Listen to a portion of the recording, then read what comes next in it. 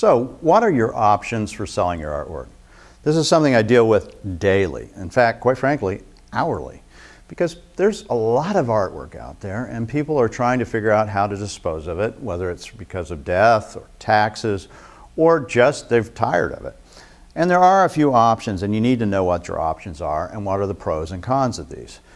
What I tell people who send me images, I try to push them in the direction I think is the best for that piece of artwork. Sometimes it's a good fit, sometimes it's not. The three ways that you can do it are: 1, privately yourself; 2, with a gallery, like myself; or 3, through an auction house. These are your main 3 ways, so I'll discuss each one. First is privately. You can do it yourself. Why not? You knew enough to buy the piece of artwork and hopefully you know enough to sell it.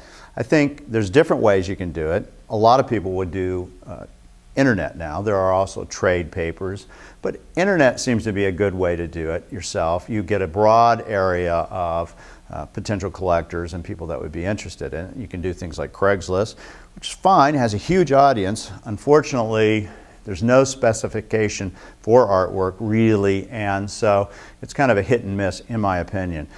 A site that I like, that I think works really well, is Artufind. Artufind is actually it's an outstanding site because it is made to tailor to artwork, whether it's art or antiques. And you can easily upload your images, you can put lots of information, and most importantly, it's inexpensive.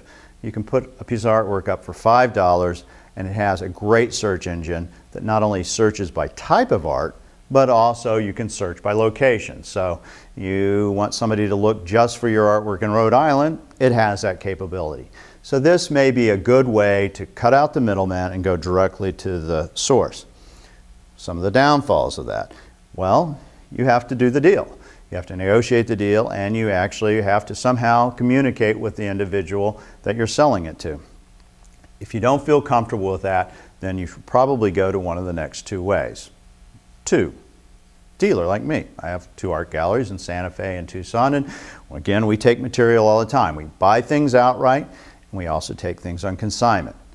If you're selling it outright, you're not going to get as much money if it's on consignment. If I don't have to put my capital out, I'm going to be a lot happier, and I don't mind you making a bigger proportion of the profit. But if I'm putting my capital at risk, then you're not going to make as much. So one of the first questions you're going to want to ask is, do you do consignment or do you buy outright? And what are the 2 options? And what would I get for each? If they don't want to do those 2 options, there may be a little red flag there. Sometimes dealers really are just wanting to buy things, and a lot of them try to buy it at the cheapest price they can.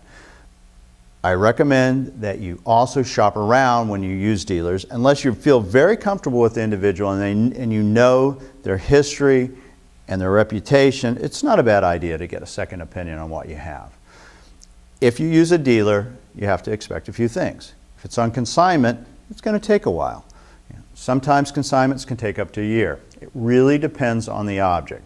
The great thing about using a dealer versus some of the other methods is they have collectors for that area and they can specifically hone in, and hopefully they can get you more money than you could if you went at an auction or if you went privately yourself. They know their business, and I found out whether it's art, houses, or cars, if you go to the specialist, you're always going to do better, even if you have to pay a little more.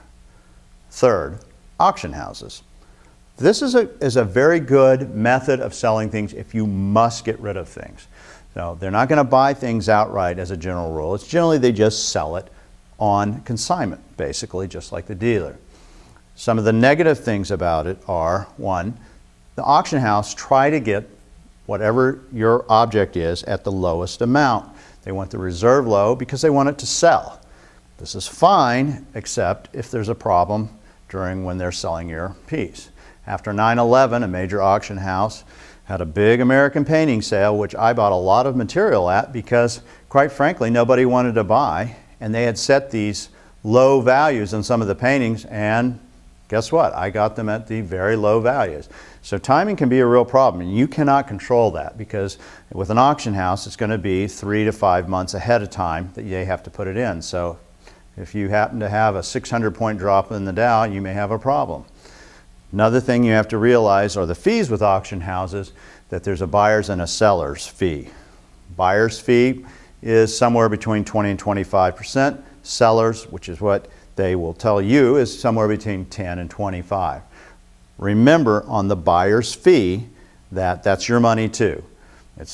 They may say, well, the buyer's paying it. Well, they are, but it is your money as well. So you're going to pay somewhere between 35 to even upwards to 50% of the cost.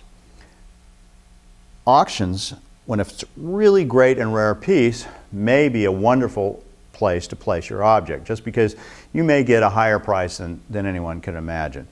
Generally, in a recession like right now, auctions are a little risky, so it's fine to use one. You know you can get it sold if you price it right, which is a real positive, but just be aware there are some negatives if you put it in the auction.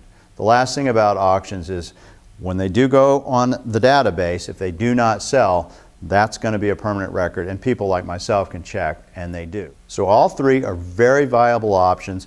You just need to figure out what's best in your current circumstances. I hope this has helped. This is on tips on how to sell your artwork.